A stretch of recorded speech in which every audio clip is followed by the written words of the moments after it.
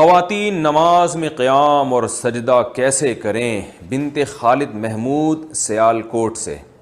خواتین تکبیر تحریمہ میں کتنا ہاتھ اٹھائیں، ہاتھ کس طرح سے باندھیں، سجدے میں پاؤں کس طرف نکالیں اور سلام کس طرح پھیریں؟ بنت خالد محمود سیالکوٹ سے پوچھتی ہیں۔ دیکھیے، خواتین تکبیر تحریمہ میں ہاتھ کس طرح اٹھائیں۔ خواتین کی جو نماز ہے وہ مردوں سے ظاہری کیفیت کے لحاظ سے مختلف ہے، اس پہ پوری امت کا اجماع ہے۔ اس پر میں دلائل سے کئی بار ریکارڈنگ بھی کروا چکا ہوں۔ یہ اب شروع کیا ہے، فتاویٰ بعض علماء نے دیے ہیں کہ خواتین ایسے ہی نماز پڑھیں گی جیسے مرد نماز پڑھتے ہیں، اور دلیل یہ دیتے ہیں کہ رسول اللہ صلی اللہ علیہ وسلم نے فرمایا صلوا کما رأیتمونی اصلی، ایسے نماز پڑھو جیسے میں پڑھتا ہوں۔ تو ہم یہ کہتے ہیں یہ صرف نماز کے بارے میں نہیں ہے، حدیث میں بھی آتا ہے خذوا عنی مناسککم، حج ایسے کرو جیسے میں کرتا ہوں۔ لیکن اس کے باوجود پوری امت کا اجماع ہے کہ خواتین حج میں رمل نہیں کریں گی، جو سینہ اکڑ کے طواف کیا جاتا ہے۔ حالانکہ کسی حدیث میں نہیں ہے کہ خواتین رمل کریں یا نہ کریں، کہیں بھی نہیں ہے،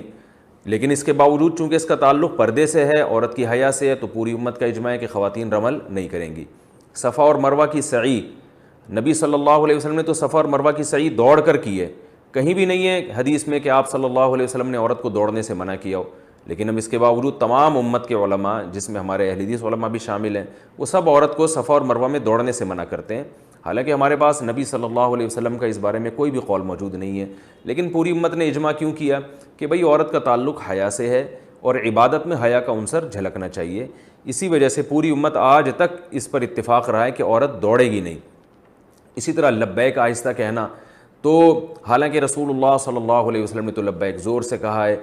لیکن اور عورت کو کہیں بھی نہیں ہے حدیث میں کہ نبی نے زور سے لبیک کہنے سے منع کیا ہو، مگر پوری امت کا اجماع ہے کہ عورت آہستہ لبیک کہے گی، کیونکہ حج ایک عبادت ہے اور عبادت میں عورت کی حیا کا عنصر جھلکنا چاہیے۔ تو اسی بیسس پر امت کا اس پر بھی اجماع رہا ہے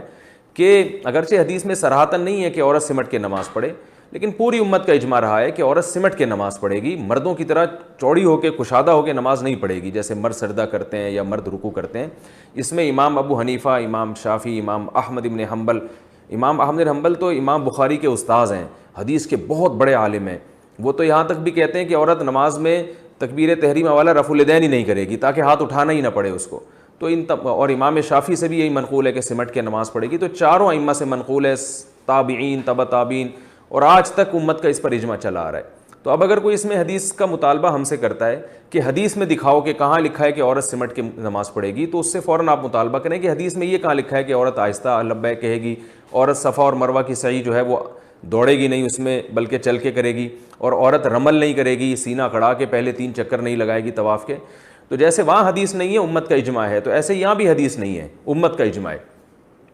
یعنی حدیث سے میری مراد قول رسول صلی اللہ علیہ وسلم۔ ہاں صحابہ تابعین کے آثار ہیں، وہ جو ہے وہ تو موجود ہیں ہمارے پاس۔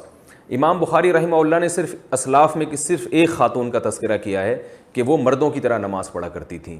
تو اس سے صاف پتہ چلتا ہے کہ امام بخاری نے اسلاف کے جس دور کا تذکرہ کیا اس میں مردوں اور عورتوں کی نماز میں فرق مشہور تھا، تبھی تو امام بخاری کہہ رہے ہیں کہ فلاں خاتون مردوں کی طرح پڑھ رہی ہیں۔ تو پتہ چلا کہ اسلاف کے دور میں مردوں کی طرح نماز الگ تھی، عورتوں کی طرح الگ تھی۔ تو اس سے صاف پتہ چلتا ہے کہ ان عورت کے علاوہ جتنی عورتیں تھیں اسلاف میں، صحابہ اور تابعیہ، وہ ساری عورتوں کی طرح نماز پڑھ رہی تھیں۔ تو اس لیے امام بخاری نے صرف ایک خاتون کا تذکرہ کیا ہے، تو باقی تمام ان کے اپوزٹ چل رہی تھیں اور وہ عورتوں کی طرح سمٹ کے نماز پڑھ رہی تھیں۔ یہ وہ دلائل ہیں جن کا انتہائی احترام کے ساتھ اہل حدیث علماء کے انتہائی احترام کے ساتھ یہ وہ دلائل ہیں جن کا ہمیں اس جواب نہیں ملتا۔ تو اس لیے یہ پوری امت کا اجماع ہے کہ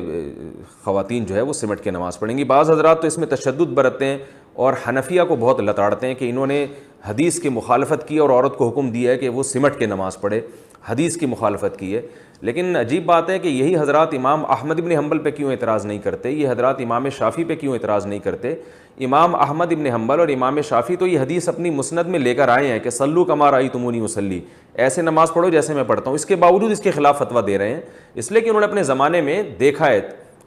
پوری امت کو ایک تواتر سے ایک عمل کرتے ہوئے دیکھا ہے، اور رسول اللہ صلی اللہ علیہ وسلم کی صحیح حدیث ہے لا تجتمع امتی علی ضلالہ، میری امت گمراہی پہ جمع نہیں ہوگی۔ یہاں تک کہ جو اہل حدیث حضرات ہندوستان میں 150 سال پرانے جو فتاویٰ ہمیں ملتے ہیں، اس میں اہل حدیث کی کتابوں میں بھی یہی لکھا ہوا ہے کہ عورتیں سمٹ کے نماز پڑھیں گی. تو یہ اس دور میں ایک میں سمجھتا ہوں کہ ایک نیا فتویٰ ہے جو چل پڑا. غلطی ہر انسان سے ہوتی ہے, لیکن ہمیں امت کے جو اجماعی مسائل ہیں ان میں انحراف نہیں کرنا چاہیے. اور خود حدیث سے بھی ثابت ہے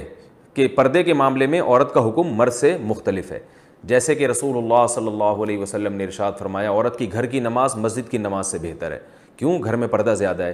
نبی صلی اللہ علیہ وسلم نے یہ بھی ارشاد فرمایا کہ عورت کے اندر گھر کے کمرے کی نماز صحن کی نماز سے بہتر ہے. حالانکہ وہاں کوئی دیکھنے والا نہیں ہے, کوئی نامحرم تھوڑی ہے, عورت کا اپنا گھر ہے. میں اس لیے کہہ رہا ہوں کہ بعض علماء یہ کہتے ہیں کہ بھائی اگر اکیلے میں عورت نماز پڑھ رہی ہے تو پھر بھی اس کو سمٹ کے نماز پڑھنے کا حکم کیوں دیا جاتا ہے, حالانکہ وہاں تو دیکھنے والا کوئی نہیں ہے. تو ہم یہی بات کہتے ہیں کہ عورت کے گھر میں کوئی نامحرم نہیں ہے, پھر بھی حدیث میں آتا ہے کہ صحن سے کمرے میں نماز پڑھنا اس کے لیے زیادہ بہتر ہے. تو اس سے صاف پتہ چلتا ہے کہ عورت کی نماز میں حیا کا عنصر جھلکنا چاہیے اور یہ ظاہر ہونا چاہیے کہ یہ عورت ہے. حدیث میں یہ بھی آتا ہے, آپ صلی اللہ علیہ وسلم نے فرمایا التسبیح للرجال والتصفیق للنساء.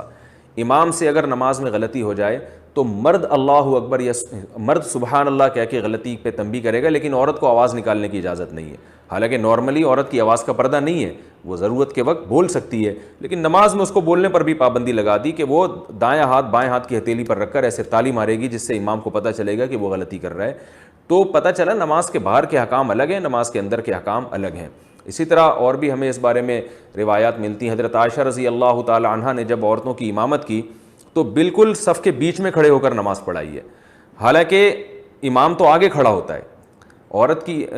امام جو ہے نا وہ تو آگے کھڑا ہوتا ہے, لیکن حضرت عائشہ بیچ میں کھڑی ہوئی ہیں تاکہ امام جو ہے وہ ظاہر نہ ہو. تو یہاں دیکھیں کس قدر حیا کا خیال رکھا ہے کہ نماز میں عورت کا عورت پن جھلکنا چاہیے. اسی طرح ہم دیکھتے ہیں کہ نماز میں عورت مردوں کی امامت نہیں کر سکتی, آگے نہیں کھڑی ہو سکتی. بیٹا ماں کو نماز پڑھا سکتا ہے, ماں بیٹے کو نماز نہیں پڑھا سکتی. حالانکہ ماں کا درجہ تو بیٹے سے زیادہ ہے, اس کے باوجود ماں جو ہے وہ نماز میں پیچھے کھڑی ہوگی, بیٹا آگے کھڑے ہوگا. تو اس میں اللہ تعالیٰ نے جو ہے نا ایک نماز میں مرد اور عورت میں ایک بڑا فرق رکھا ہے کہ ان کا فرق, یہ فرق نماز کے اندر جھلکنا چاہیے. تو یہ وہ تمام احادیث ہیں اور روایات ہیں جن سے تمام فقہاء نے استدلال کیا ہے کہ بھئی اس سے صاف پتہ چلتا ہے کہ عورت اور مرد کی نماز کی جو ظاہری کیفیت ہے اس میں بہت زیادہ فرق ہے. وہ فرق جھلکنا چاہیے نماز کے اندر, اور یہ تواتر سے اجماعی مسئلہ چلا آ رہا ہے. تو اب لوگ حدیث کا مطالبہ کرتے ہیں, تو جو مطالبہ کریں آپ ان سے مطالبہ کر لیں کہ صفا اور مروہ میں جو ہے عورت دوڑے گی نہیں, حدیث دکھاؤ کہاں ہے. تو امت کے اجماعی مسائل اس طرح سے توڑ موڑ کر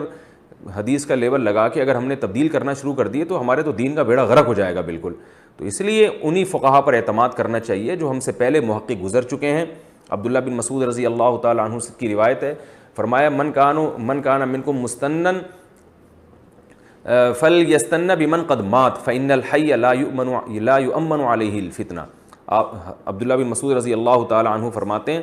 کہ جو تم میں اقتدا کرنا چاہتا ہے تو آج کے دور کے جو یوٹیوبرز ہیں اور آج کے دور کے جو محققین ہیں ان کی اتباع نہ کرے, بلکہ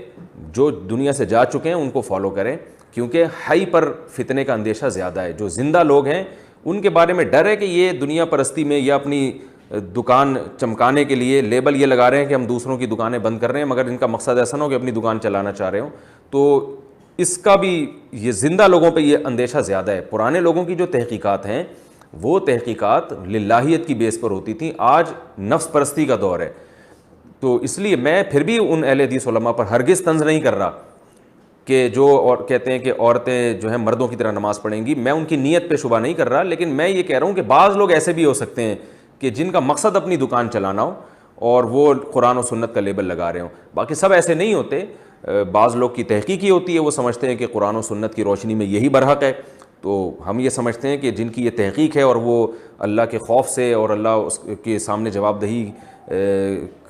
یعنی ان کے سامنے ہے, اس کے باوجود انہوں نے یہ فتویٰ دیا, تو پھر ہم سمجھتے ہیں ان سے یہ اجتہادی غلطی ہوئی ہے, اور اجتہادی غلطی پر بھی اللہ تعالیٰ نے اجر رکھا ہے. لیکن ہم عوام کو یہی کہتے ہیں کہ جو مجتہدین پہلے گزر چکے ہیں, ابو حنیفہ, مالک, شافعی اور احمد بن حنبل, جن کو پوری امت محقق مانتی ہے, ان کی ریسرچ کو آپ فالو کریں, یہ آپ کے لیے زیادہ بہتر ہے. ہاں, تو اب جو بات یہ کہ اصل تو یہ کہ عورت سمٹ کے نماز پڑھے گی. اب سمٹنے کی کیفیات کیا ہوں گی, ان میں فقہا کا اختلاف ہے یہ میں اس لیے کہہ رہا ہوں کہ بعض لوگ کہتے ہیں کہ یہ کون سی حدیث میں لکھا ہے کہ عورت سینے پہ ہاتھ باندھے گی، یہ کون سی حدیث میں آتا ہے کہ عورت سجدے میں دائیں طرف پاؤں نکال کے بیٹھے گی، یہ کون سی حدیث میں آتا ہے کہ تشہد میں عورت دائیں طرف پاؤں نکالے گی یا بائیں طرف پاؤں نکالے گی، یہ کون سی حدیث میں آتا ہے کہ عورت رفع الیدین میں کندھوں تک ہاتھ اٹھائے گی اور مرد جو ہے نا وہ کانوں تک ہاتھ اٹھائیں گے۔ تو بھائی اب ہر چیز پہ الگ سے حدیث کا مطالبہ کرنا یہ غلط ہے، اس لیے کہ جب سمٹنا ثابت ہو گیا امت سے اور اجماع کا حجت ہونا وہ حدیث ہی سے ثابت ہے کہ نبی صلی اللہ علیہ وسلم فرما چکے کہ میری امت گمراہی پہ جمع نہیں ہو سکتی، تو اب وہ ہے ان کا تذکرہ نہیں ملتا، لہذا اس میں رائے ہے،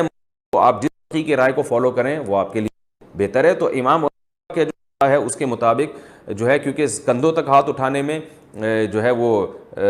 یعنی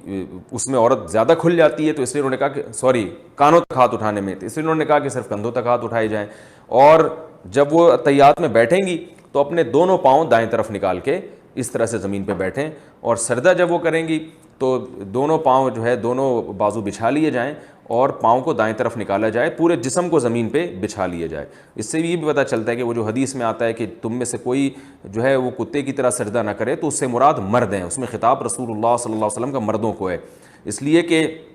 مرد کا اس طرح سے اٹھ کے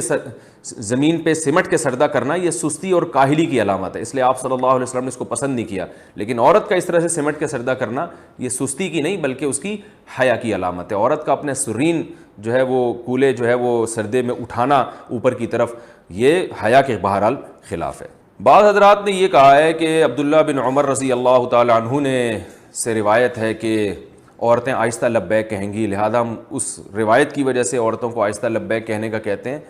اور عبداللہ بن عمر سے ایسی کوئی روایت نہیں ہے کہ وہ عورت سمٹ کے سجدہ کرے گی۔ تو یہ یاد رکھیں عبداللہ بن عمر کی جو روایت جو بھی پیش کرے تو یہ ابن جریج مشہور مدلس ہے، ان کی مدلس روایت ہے، لہذا یہ روایت ضعیف ہے، پہلی بات تو یہ۔ دوسری بات یہ کہ اگر آپ قول رسول نہیں پیش کر سکتے تو پھر اسلاف کے اقوال تو ہمارے پاس بھی ہیں جس میں عورت کو سمٹ کے سجدہ کرنے کا حکم دیا گیا ہے، جیسے ابراہیم نخعی رحمہ اللہ تعالیٰ۔ اچھا، ابراہیم نخعی رحمہ اللہ سے ایک روایت یہ بھی ہے کہ عورت اور مرد کی نماز میں کوئی فرق نہیں ہے، اور ایک روایت یہ بھی ہے کہ عورت نماز میں سمٹے گی۔ تو بعض لوگ ان کی دوسری روایت پیش کرتے ہیں کہ ابراہیم نخعی جیسے جلیل القدر تابعی جن کا امام بخاری بھی بڑا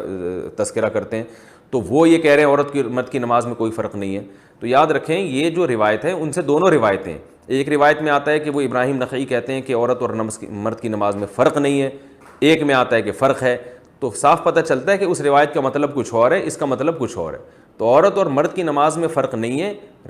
رکعتوں کے لحاظ سے، قرات کے لحاظ سے، تسبیحات کے لحاظ سے، جو مرد نے پڑھنا ہے وہی عورت نے پڑھنا ہے، جتنی رکعتیں اس نے پڑھنی ہے اتنی اس نے پڑھنی ہے، اس لحاظ سے کوئی فرق نہیں ہے۔